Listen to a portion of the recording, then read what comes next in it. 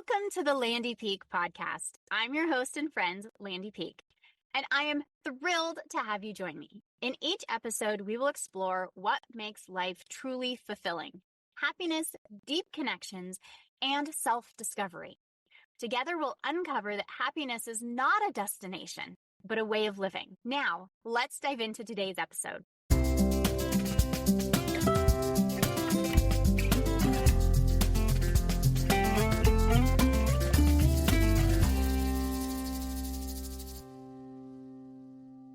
There's a moment in midlife when you realize the way you've been trying to lose weight isn't working anymore.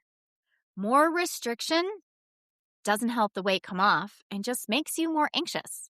More cardio doesn't seem to be helping and makes you more tired. And the advice online somehow leaves you feeling worse and more confused. Welcome back to the Landy Peak podcast. I'm Landy Peak, and today I'm talking with Terry Tateossian. Her turning point came after an ER visit where she was convinced she was having a heart attack, only to be told it was a panic attack. And that moment forced her to look at the full picture: anxiety, alcohol, sugar, emotional eating, and the dieting cycle that kept repeating. This conversation is a true eye-opener. Terry breaks down a different approach, using data to make decisions, building strength, and making changes gradually enough that your nervous system isn't triggered. We also talk about reverse dieting, what it is, who it's for, and why some women need to increase their calorie intake before weight loss can even work. I absolutely love this conversation, and I'm so excited for you to hear it. So let's dive in. I want to welcome Terry Tateossian to the Landy Peak podcast. Terry, welcome. I'm so excited you're here. Can you share a little bit about yourself so the listeners can get to know you? Thank you, Landy, for having me. It's an absolute pleasure. So for everybody listening out there, I am just like any normal, regular, average woman that was minding her own business most of her life. In my 20s, 30s, and 40s, I was working. I had 2 kids, I had a family, doing all the things, right? And in my late 30s, actually, I ended up finding myself in a place where I did not recognize myself. I was 80 pounds overweight, which put me in the obese category. I was struggling with a lot of anxiety, probably a lot of depression as well. I was drinking more alcohol than I'd like to admit. And things were just started snowballing for me, right? So I was very overwhelmed. I was stressed out, overstimulated, overworked. I had my own business as well since the age of 25, really, and ended up growing it with 40 employees by the time all these things happened. And one night I was opening up my freezer for my nightly pint of ice cream and vodka, and I started experiencing extreme chest pains. And because my grandfather passed away from his 3rd or 4th heart attack, something extreme like that, I immediately thought, oh my gosh, I'm having a heart attack. I need to go to ER. So run we go to ER. ER's packed, okay? There were probably about 50 people in there. I walk in, I go, OMG, I'm going to drop dead because there's too many people ahead of me. And as soon as the nurse heard what my symptoms were, immediately they rushed me into ICU. So now I'm even more panicked, right? So all these racing thoughts are going through my mind. They run all these tests. I stay there overnight. And finally they go, here's a Xanax, go home. You're having a panic attack. And by the way, you need to lose some weight. And very bluntly. And so I was embarrassed, ashamed. I was mad because for a busy person who has time to spend the night in the hospital and another half a day on, after that.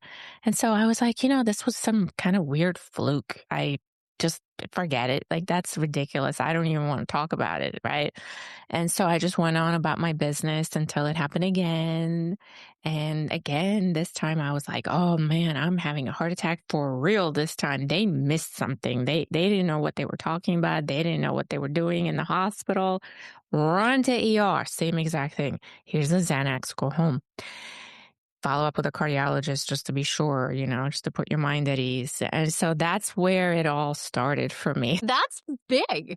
And I think a lot of us can relate, maybe not to that extreme where we're feeling like we have a heart attack, but that there comes a point in our life where we feel like we're doing okay until we're falling apart and really hitting. And I had not heart attack symptoms, but in that same feeling the anxiety, feeling not like me. Really, I had lower spaces than I care to admit as well.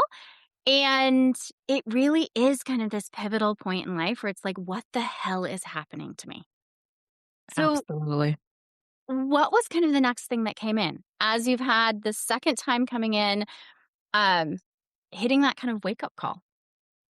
Yeah, the first thing was I really had to reevaluate my attachment and my relationship to alcohol. That was the first thing because consuming too much alcohol is a precursor to heart disease. And so I started doing that. And then, interestingly, what ended up happening is I developed a very serious sugar addiction while I was in alcohol withdrawal. That makes sense. And oh yeah, and I was just eating everything in sight. So I ended up gaining more weight on top of the 80 pounds I was already overweight with. And so now the next thing, so you guys know how this goes, okay? You fix one thing, then there's another thing that comes right up behind that. And then you're like, oh, shoot, I got to fix that. And then you fix that thing, and then another thing comes up. And you just keep going and peeling that onion. And it was just one thing after the next. And, it's amazing because I had no idea I was such a mess. No, the rest of us do. I think we get the kind of the blinders on and so into life that we're not pausing to really evaluate what's going on with ourselves. It's easy to push things aside and say, oh, I'll come back to it. I don't have time for that. I've got this, this, and this, and this. That we focus on everything external and we don't take that time to focus internal. And part of that's really uncomfortable to look at what's going on in our lives. Exactly, exactly. So that was my journey. I gave up alcohol and then I had to figure out what's up with this sugar addiction. I realized I had an emotional eating problem because once you give up alcohol, then, there's that coping mechanism is not there. So then you start doing other things to alleviate that discomfort, right? That internal discomfort. So then sugar and ice cream and Nutella jars came into the picture and I was just, trying to get all the plates in the air, right? And then I realized, okay, I'm going to go on every diet I find out there that seems like, is working for other people. And so I went on this journey of yo-yo dieting to try and get the weight off. I went through Atkins, South Beach, keto, vegan. Oh, that was an interesting period. I did vegan for 6 months and I have really funny stories on that. It didn't work out for me. Vegetarian, pescatarian, I did them all. I did all the things. Fruitarian, there was a celery juice diet. I mean, I could keep going, right? And they all worked for a certain amount of time. My white knuckled it. I very, very dedicated to fixing all these issues. And then I would fall off the wagon, right? So after eating celery for 2 months, you can guess what ended up happening. I went into a binging episode, right? And then I would gain the weight back over time. And, all jokes aside, I realized that diets didn't really work for me. And I had to rethink my approach once again, right? And so I decided eventually after a lot of trial and error. And this was, just for everybody's reference point, this was 13 years ago. So I'm going to be 50 this year. And I was 37 when all this stuff started exploding. Mhm. Um, and there were not a lot of resources out there. At that time on macronutrition, for example, or, how much protein that you need to eat, or, resistance training, or any of these modalities. So I was just kind of fumbling in the dark, trying to figure things out. And eventually I got very lucky. I found a coach that specialized in women over 40. And specifically, she helped women with resistance training and getting started in that realm, as well as macronutrition. And that's when all of the things fell into place for me, because for the first time in my life, I was forced to learn what nutrition, basically. I was forced to learn what is the nutritional content of chicken, shrimp, pork, beef, bananas, oranges, tomatoes, Nutella, right? All these things, because I had to enter that into my macro tracking calculator. And the interesting part of what I realized back then is that I could eat a lot of food and lose a lot of weight at the same time. I didn't have to restrict myself down to an apple a day, basically, or down to 500 calories, or just have coffee in the morning and a muffin and then not eat anything all day and then be starving at night. I didn't have to do that. So that's when things kind of became a little bit more clear. And over the years, I fell in love with this entire process, the entire process of transformation, the mindset work, the physical work, the spiritual work, the nutritional education, and I ended up becoming a coach myself. And now my mission is really to help other women to do the same thing, right? No matter what age, no matter what stage, no matter what their experience is, beginners are actually my specialty. Oh, lovely. Because I think a lot of listeners out there may be feeling in that space where you were in like, I'm overwhelmed. I've tried the dieting. I've tried what used to work and nothing's working. So what do I do now? When you're working with somebody that's coming to you and they are at that beginner stage and they really have no clue about macros or how to move their body or the mindset that comes in, where do you start? Well, the first place is to, if I use a metaphor for business, right? So imagine that you just inherited this business and you're the CEO. What's the first thing you're going to do? You have never operated this business before. You don't really know the ins and outs. You're not sure what the cash flow is, right? You don't know what's coming in. You don't know what's going out. You don't know. So Right. what are you going to do, right? You're going to do an audit and you're going to figure out, okay, what's the cash flow situation? How much are we taking in and how Hmm. much are we spending? Right? So that's the first place immediately. How many calories are we taking in and how Hmm. many calories are we spending? Because that will determine whether we're in a surplus or we're in a deficit or we're in maintenance. Hmm. Right. And so first thing first, we're going to track everything we eat for 7, 10 days, maybe, and then add up all those calories, average it out by however many days you tracked. And that will be your average caloric intake. At the same time, in this time period, we're going to take our measurements, right? So, what's our scale, body weight, our hip measurement, waist measurement, right thigh, bust measurement, how many inches circumference around each. And then we're going to track and see what happened after 10 days. Did we gain weight? Did we lose weight? Did we stay the same? And so that average caloric intake is going to determine, based on what the measurements and the body scale, body weight says, whether we're overeating, under eating, or eating just enough. Okay. And that's our starting point right there. I love the analogy or visual of a business because it takes us a little bit removed from our body and we're looking at as you said, the like how much money is coming in and how much are we spending? And when we shift that viewpoint around our calories, how much, is coming in and how much are we spending, it feels a lot less restrictive because it really is kind of that flow intake outtake. And you're the first one I've heard talk about doing it like that average caloric intake versus just like the daily micro that we're looking at and really saying, okay, what is the average? And then where do we go from there? It's that audit with a little bit of detachment so that we can have the numbers to be able to make decisions. And I love how it's just that little step back from, okay, this isn't about like how good I am, how bad I am, how I have lack of control. We're just looking at data. Exactly. And when you put it that way, you know, the question then is, well, can I lose weight by eating just Nutella? Right. Right? There are experiments out there that people have lost weight just eating McDonald's. Right. And the answer is yes, you can, but can you handle being hungry the majority of the day, right?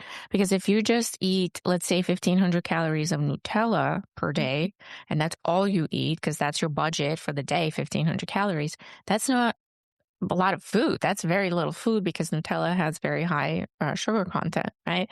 And so can you do it? Yeah, you can, but you're going to suffer a lot, right? You're going to be hungry and you're going to be malnourished.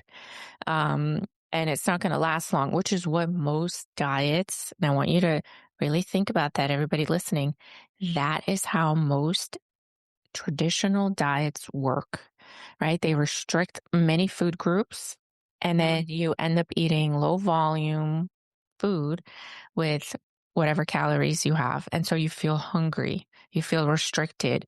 If you're cutting out bread, you're cutting out all kinds of things. And then your body's going to naturally want to have that. And once the diet, quote unquote, is over, you're going right back to eating the way you used to eat rather than truly changing your habits and your relationship with food, where you're viewing it for its nutritional content rather than is it good or bad. I love that different perspective. I just said, as you said, you're white knuckling things. I think a lot of people are white knuckling those diets and we're pushing through and we're creating those restrictive environments. And you're right. As soon as we let go of that diet, then we go back to eating the way that we have it. And we haven't learned to eat differently. We've just learned to override kind of what we want and what we need. So, can you share a little bit more about how do we shift into a more well balanced, I guess, diet where we're supporting our own needs in a way that we're not just having to white knuckle our way through eating? So great question. So what we talked about earlier, right? So getting the average daily caloric intake. So let's say as an easy, nice, easy number, that's 2,000, Mhm. right? So on average, like some days you might eat less, some days you might eat more, but on average, you're consuming 2,000 calories. Okay. So what do we do now? Right. So now the next question is, well, what is our goal? Right. So is our goal to gain weight? Because there's a lot of women out there that need to gain weight. There's a lot of women that need to go into a reverse diet, meaning that they need to increase their caloric intake in order to be able to begin a weight loss journey to begin with, right? And then there's a lot of women that just want to maintain, they don't want to lose or gain. And there are women that want to lose weight, they want to lose body fat.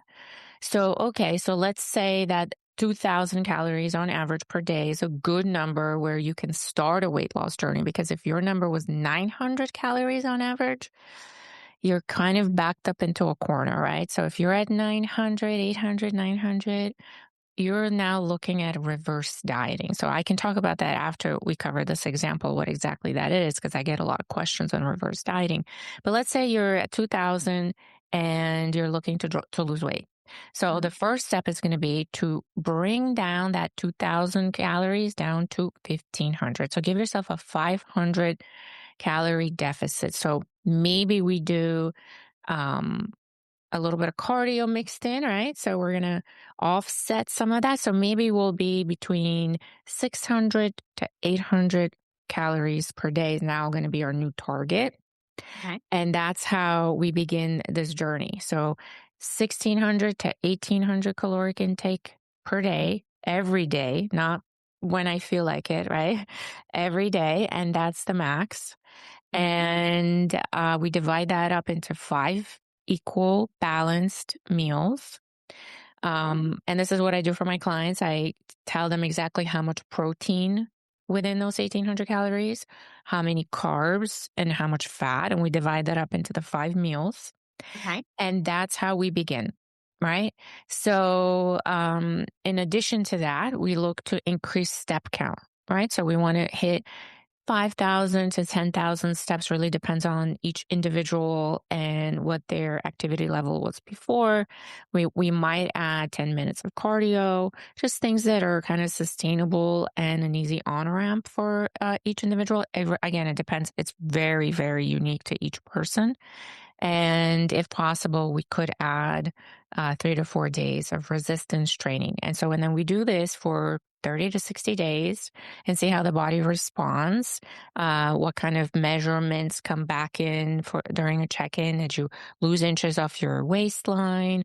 Did you drop weight on the scale? All of these metrics are supervised, right? So we're paying attention to all these metrics. We're paying attention to how many calories, and it's all one big spreadsheet, right? So we're Mhm. looking at it as a business, and now we're looking to hit a particular goal in the business. So if I were to use a metaphor again for business, if I wanted, for example, to get 2 clients per month, and I knew I had to make 2,000 phone calls in order to get 2 clients per month, I just have to hit those numbers, and I know I'm going to hit my goal, right? So the focus every day is, oh my gosh, something's wrong with me. I don't know what's happening. Everything is different. I don't know if I can do this. This works for everybody else, but it doesn't work for me. No, we put those thoughts to the side because we know if we hit these numbers, we're going to hit our goal. So that's all we focus on. Oh my gosh, I love that because it's just using data. It's such an incredible system where you're looking at just the input and output, what you're, bringing in and what you're spending.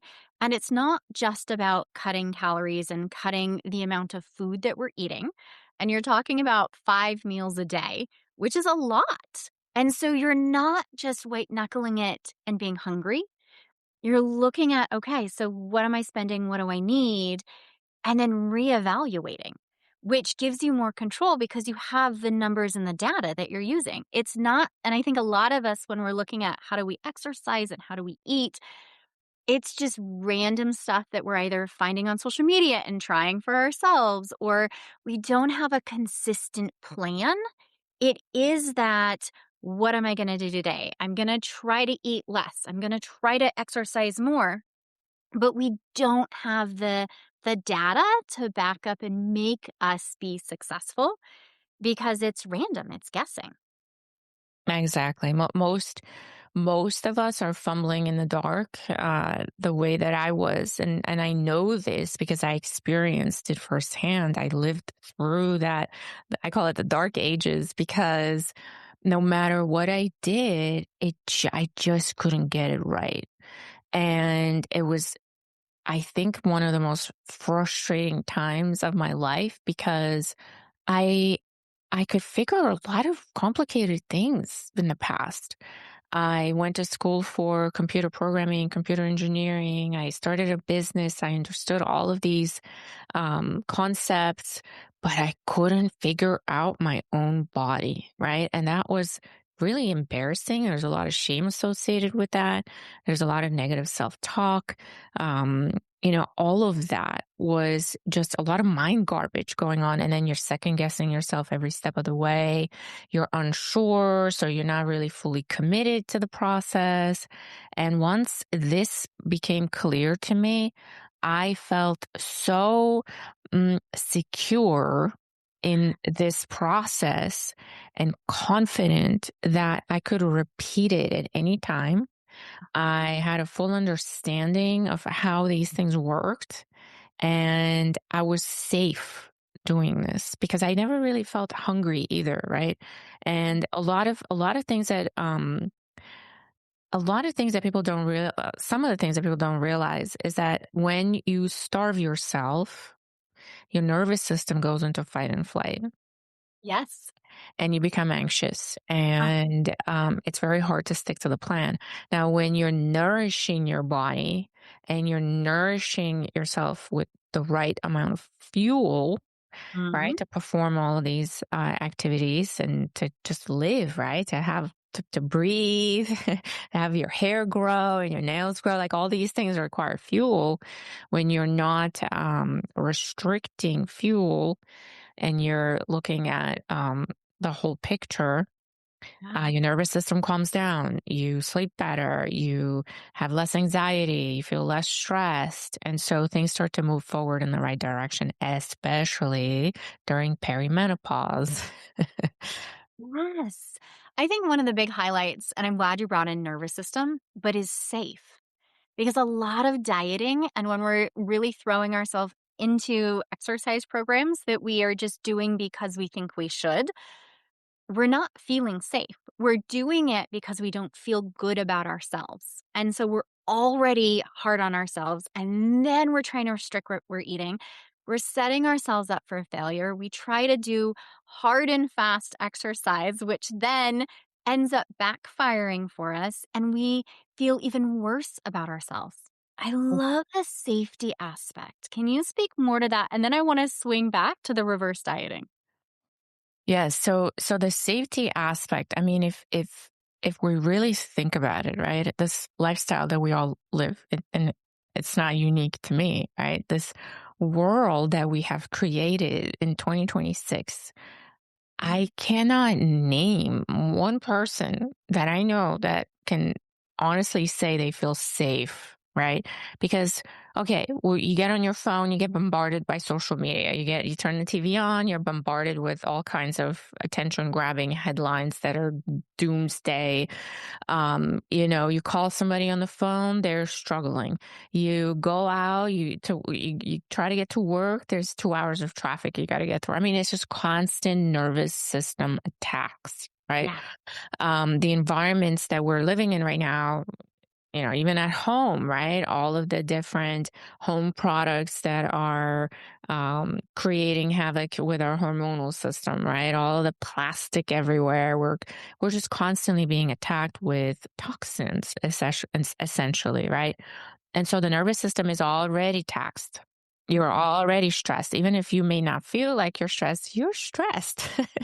Biologically, you're stressed, right? So then add on top of that, perimenopause, your hormones fluctuating, the fear of the unknown, what's going to happen to me when I get older, or, are things going to get worse?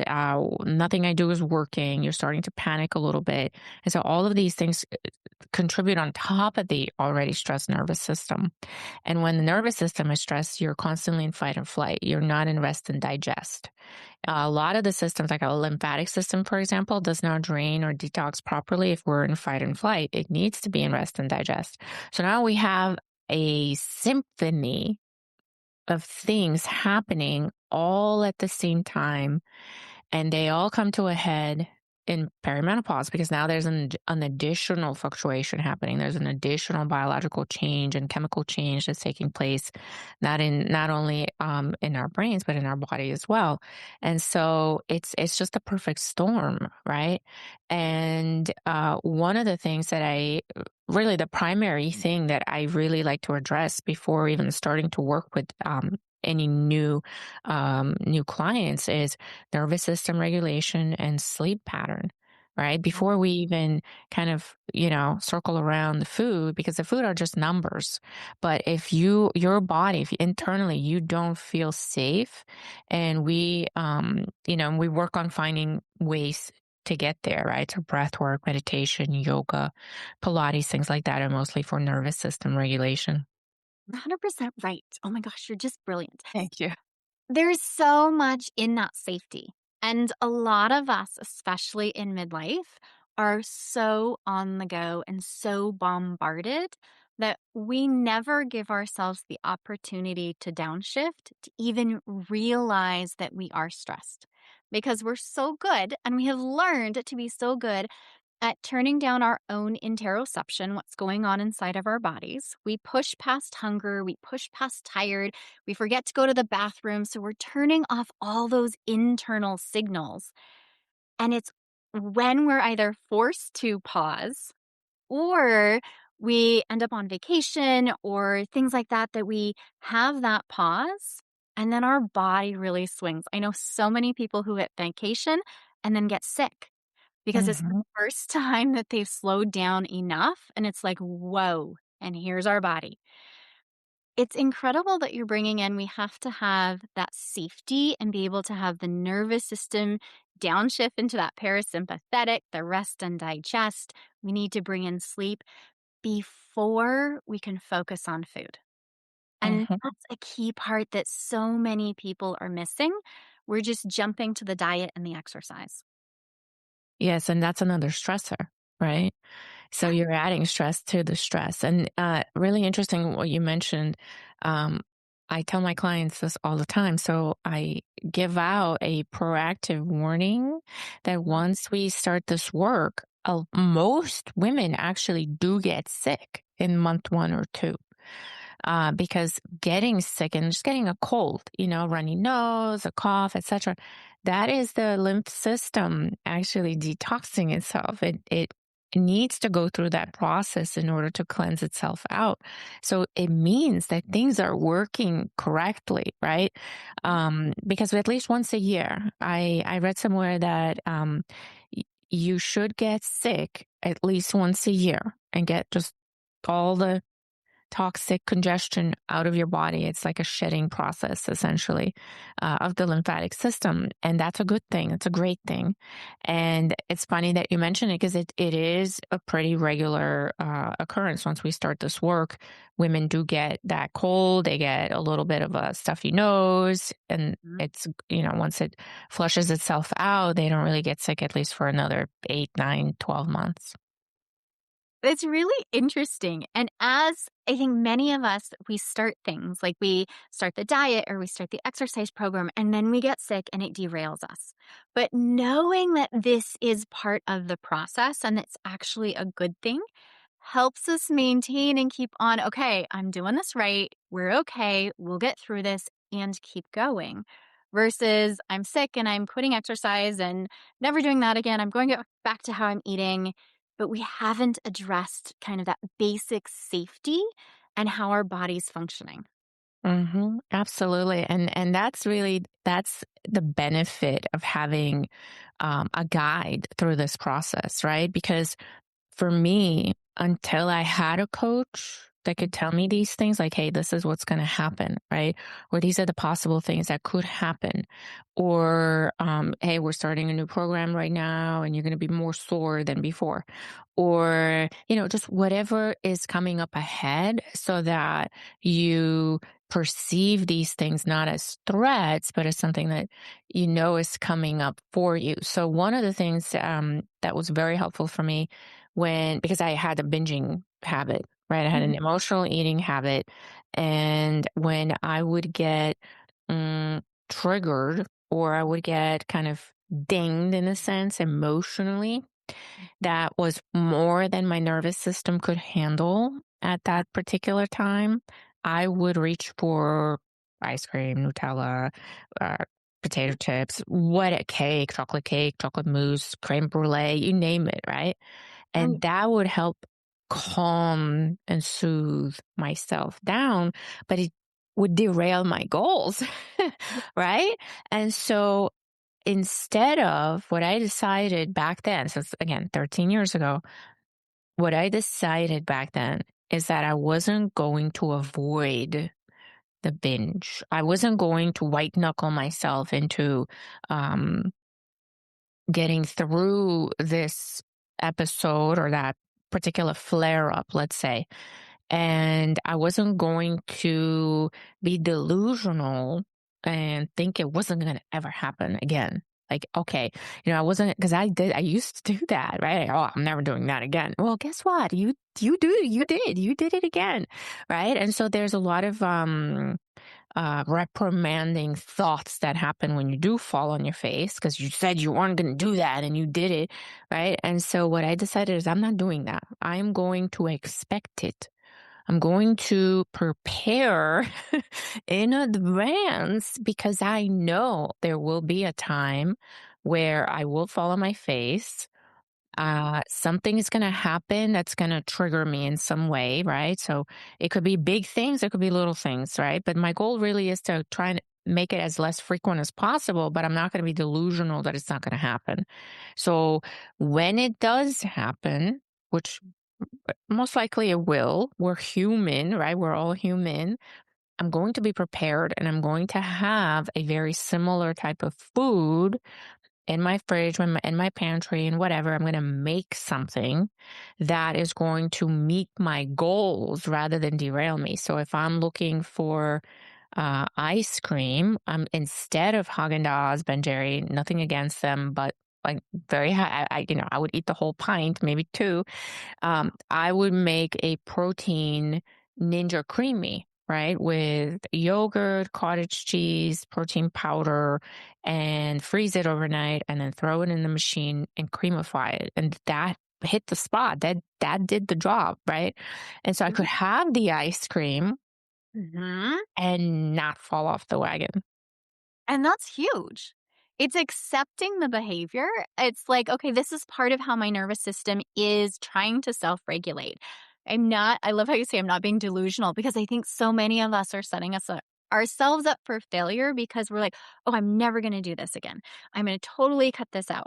But when we're overtired, overstressed, we don't have the capacity to regulate and we're searching for those external regulators, and food is one of them.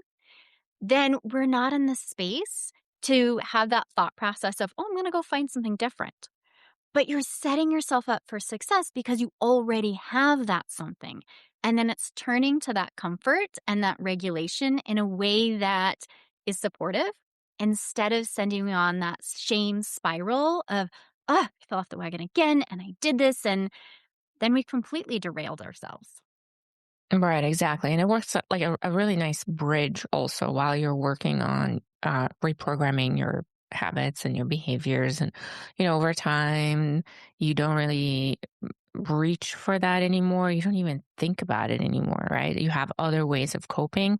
But in that in between stage, when you first start doing this work, yeah, it saved me so many times. I love the bridge idea because yes, we do, and we can work with our nervous systems to create more of that capacity and range. So when stress hits us, we're not going back to those old patterns, but there is that bridge space because we can't just jump to what we want to do and like totally think that we're never going to do the old behaviors. And even when we have a lot of capacity, we still might slide back into old behaviors and high levels of stress. I'm so glad that you brought that in. I do want to swing back to that. What did you call it? Diet reversal? Reverse dieting. Reverse diet. I want to swing back to that reverse diet because I'm so curious about kind of what you mean and how you walk people through it. Absolutely. So there are a couple of different scenarios. So all of these things are really nuanced. I just want to preface that for everybody that's listening. There's a lot of nuance here, right? And I'm just kind of giving you the cliff notes on these things. There's a lot of different situations that would be addressed very differently. It's a very individual thing. Nutrition in general is a very bio-individual type of field of science or research or behavior, really, right? So everybody requires very different types of nutrition based on their own biology. But I'm going to give an example. So let's say we're talking about someone who has uh, dieted their entire life, right? So and I'm going to use myself as an example. I'm 50 years old.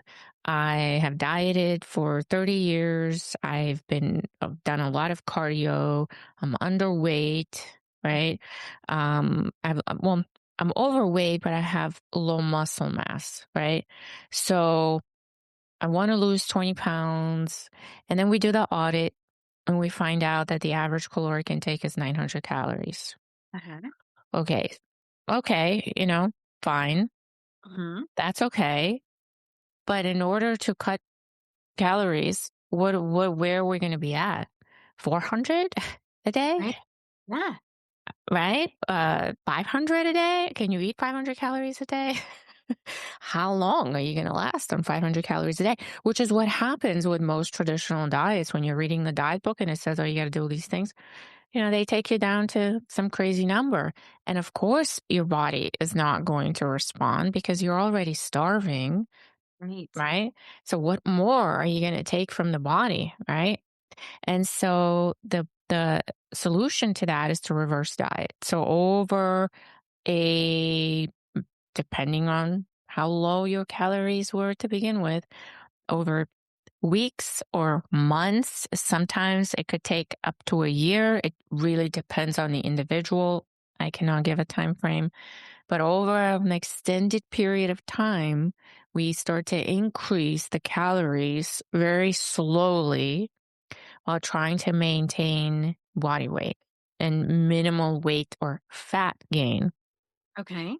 And so every couple of weeks, if you were at 900, we try to get you at 1,000. And then if you're at 1,000, we try to get you to 1,100, 1,200 until you get to a good number of calories for your body type, your height, your age, your level of activity, etc.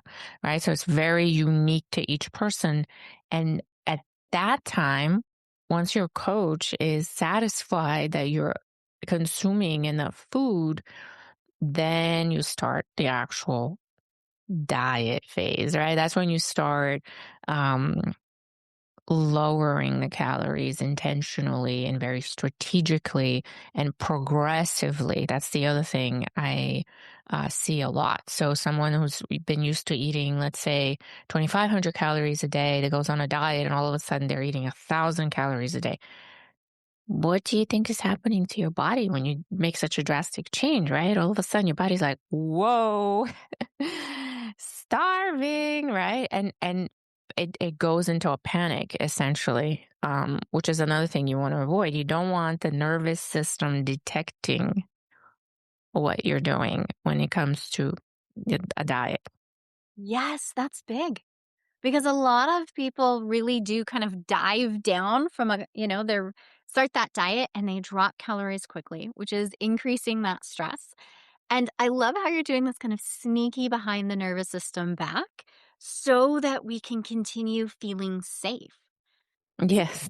Because, I mean, that's so huge, and we think about, like, this, kind of roller coaster dieting that we end up on, and if you're doing things very gradual and very intentional, we do keep that nervous system safety, and it's not sending up these big red flags saying, "Oh my gosh, we need to hold on to this weight because we're starving, we're never gonna get food again." It's a huge shift if we're really consciously making those choices, working with that guide that knows where your body's going to go. And we can have, okay, because most of us, I don't think, would think, okay, I'm already low calories. You're going to want me to increase before we even start to diet. But bringing that up incrementally also builds that safety in the nervous system.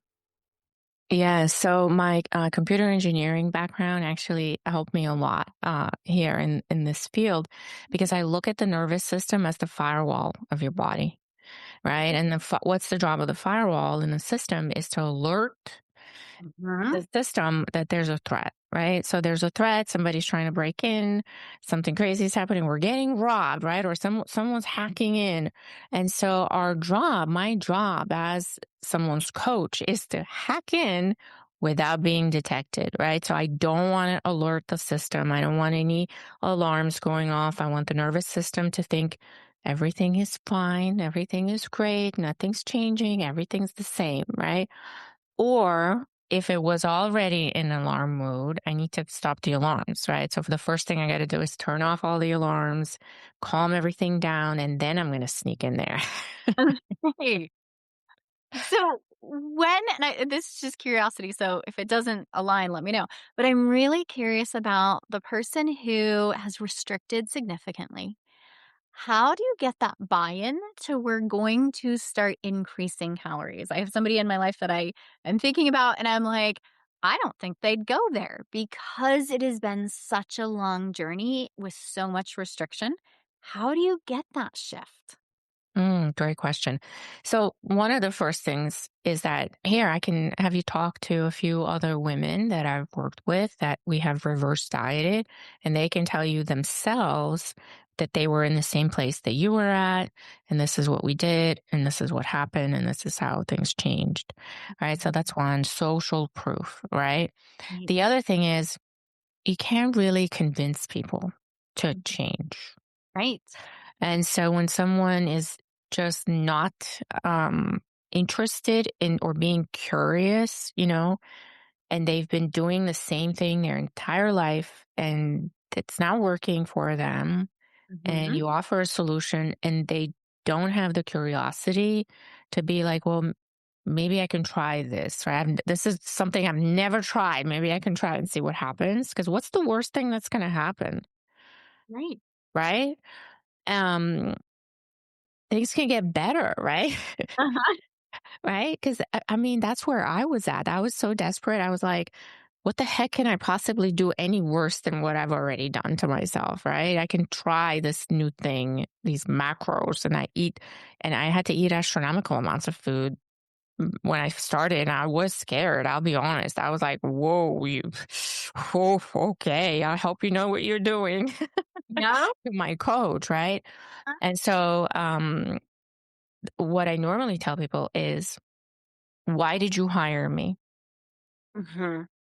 If things go wrong, if you gain weight, it'll be my fault. So you can outsource the blame, the shame, the embarrassment, all of it to me. It's not going to be if you do the plan according to how we designed it and it doesn't work, then it's my job to fix that. And so it falls on me, right? But you got to do it exactly the way that we talked about. Right. So it takes that responsibility off the person. And if that doesn't work, then they're not ready. And I love that. I love just in that safety of, okay, it's not just me. I'm not the one to blame. I'm not failing. You giving that scapegoat is really giving that nervous system safety in the stories and because we have so many stories tied around our bodies and around food in that, okay, I'm trusting someone else. If, and you're already giving them permission, if this doesn't work, it's their fault and it's not me. And we have, I think, a lot of people who have been yo yo dieting and trying to exercise like crazy have this success failure where we never fully succeed. We white knuckle it until we fail. And you just Exactly. leave that out. And if you're not there, you're not ready. And that's okay too. Absolutely. Because we're not always ready. Sometimes we have to, put ourselves in more situations to realize that none of these things work. And asking for help it's very brave. It takes a lot of courage, especially when you're like a really high functioning woman that's taken care of everybody and our whole family and has done all these things to admit, like, holy moly, I don't know what I'm doing here. I'm my own body. I don't know what I'm doing. I can do all these other things.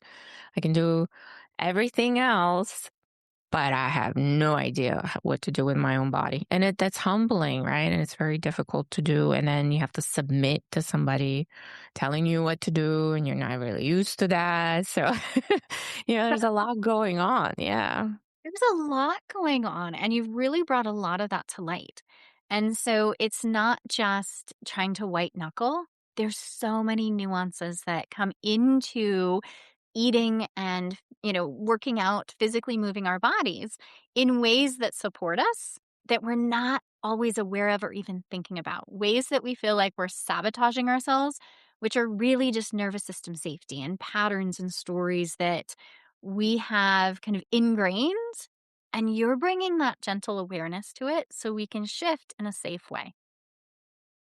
Yes, that is my absolute pleasure, purpose, and my whole point of life at this point. It's nervous system regulation, safety, just being in our body, being out of our head and being in our body for the first time maybe in our life. And you're right, for a lot of women, it's the first time in their life. And it feels scary because we are very much living in our heads, and our bodies have not always been a safe space, especially if we've been, yo-yo dieting and crash exercising. That we have become almost enemies with our bodies. They're a source of failure. And inviting somebody to come into their body when it hasn't felt like a safe, good space is a big ask. And you're really shifting to that breakdown. So it's a step by step process, not expecting, okay, out of your head, in your body, let's do this. You're Right. addressing the whole gamut of things that come up with someone. Yes, exactly. And it's a process. It's a journey, right? It's not a light switch. It doesn't happen overnight. Um, there's a lot of dedication and, showing up for yourself and commitment and, changing your values. That takes a long time. It does take a long time. Oh my gosh, you're incredible. Yes, As we thank come you. to a close, is there anything else that you think our listeners should hear? Yeah, not everything out there on Amazon and diet books and social media and all these places and advertising, TV. Not all of it is for you, right? And most of the time, you will not have an advertisement for something that is so basic and it works because they can't make money off of it, right? So, telling people to eat more vegetables, more fiber, and more protein, they can't really make money off of that. It's not a pill solution. There's not a shot you can take. There's no trademark they can put on it. And so you don't hear about it because they can't make money off of it.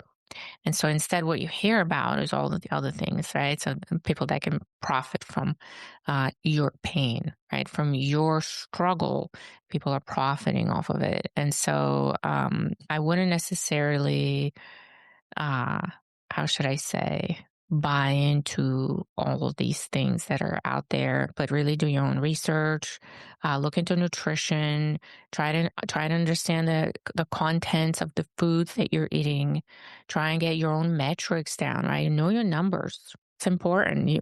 We know when we need to change our car oil or when our insurance is due, but we have no idea how our body works, how much food we need, how much calories we expect. Like we're like, we just don't know. Exactly. Right? Yeah, so invest into that, invest into figuring that out, and I promise things will be phenomenally better. Oh my gosh, I love that. And it comes back to that business analogy. If you're trying to run a business in the dark where you don't know any of your numbers, you're not going to succeed. And I really want to highlight where you said that nutrition is individualized. And so when we're looking at all the fads and what social media is saying to do, that doesn't mean just because it worked for somebody doesn't mean that it is ideal for your body. And so it's really tuning in and getting to know what you need and how your body works. And that's going to create the success that you want. Exactly.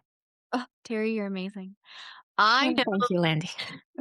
I know that there are listeners out there who really want to continue a conversation with you. How can people connect with you? Yeah, so you can find me on thehouseofrose.com, www.thehouseofrose.com. All my information is on there. We have a new cookbook or recipe book coming out this week that includes a ton of recipes that I personally use to lose 80 pounds. My Instagram is How Good Can It Get? I post a lot of funny stuff on there. It's just kind of goofy stuff because you don't want to give blanket comments and statements about nutrition and things like that. But, it's a fun spot to visit. And yeah, and if you have any questions, I'm very open to any kind of conversation or anybody that has any question. So you can reach out. I will have all of your links down in the show notes. Thank you, Terry, so much for this conversation. Thank you, Landy. It was a pleasure. I really enjoyed it. This is such a powerful conversation. I want you to hear this in a new way. Weight and food aren't just willpower issues. They're nervous system issues and thought pattern issues. When your system is on high alert, your body will reach for quick relief, quick control, quick comfort. And that's where the cycle tightens. The shift isn't try harder. The shift is learning how to work with your body in a way that feels safe and sustainable. And if you know your stress response is part of what keeps pulling you back into old patterns, I invite you to check out Stress Rewritten. It is a brand new all audio program, meaning there's no videos, no workbooks, no journaling, and it's built to help you change your automatic reaction. The one that happens at a subconscious level before you can think about calming down or using your mindset tools. So you're not white knuckling your way through change. You are repatterning the response that runs underneath it. You'll find the link to Stress Rewritten down in the show notes. If you want to connect with Terry, her website is thehouseofrose.com, and she's on Instagram at howgoodcanitget. Everything's linked down in the show notes. I want to thank you for being here with me. I want to thank you for showing up and doing something incredible for you, for learning how to change your life in a whole different way. Because we don't have to white knuckle our way through life or force change. There's an easier and more sustainable way to create the changes that we want in our life. I want to thank you for being here. I am so grateful that you're in my life and that you keep showing up, because it does show how much you value yourself. If this episode helped you, please share it with a friend who also needs to hear there's a different way to approach our weight loss. Follow the show so that you don't miss a single episode. And I want to wish you all the happiness that today can bring. And I'll talk to you on the next episode. Hey, before you go, just a little bit of legal. This podcast is designed for educational purposes only. It is not to replace any expert advice from your doctors, therapists, coaches, or any other professional that you would work with. It's just a chat with a friend, me, where we get curious about ideas, thoughts, and things that are going on in our lives. And as we're talking about friends, if you know someone who would benefit from the conversation today, please share, because I think the more that we open up these conversations, the more benefit we all get. So until next time, give yourself a big hug from me and stay curious, because that's the fun in this world. Welcome to the Landy Peak podcast. I'm your host and friend, Landy Peak, and I am thrilled to have you join me. In each episode, we will explore what makes life truly fulfilling: happiness, deep connections, and self-discovery. Together, we'll uncover that happiness is not a destination, but a way of living. Now, let's dive into today's episode.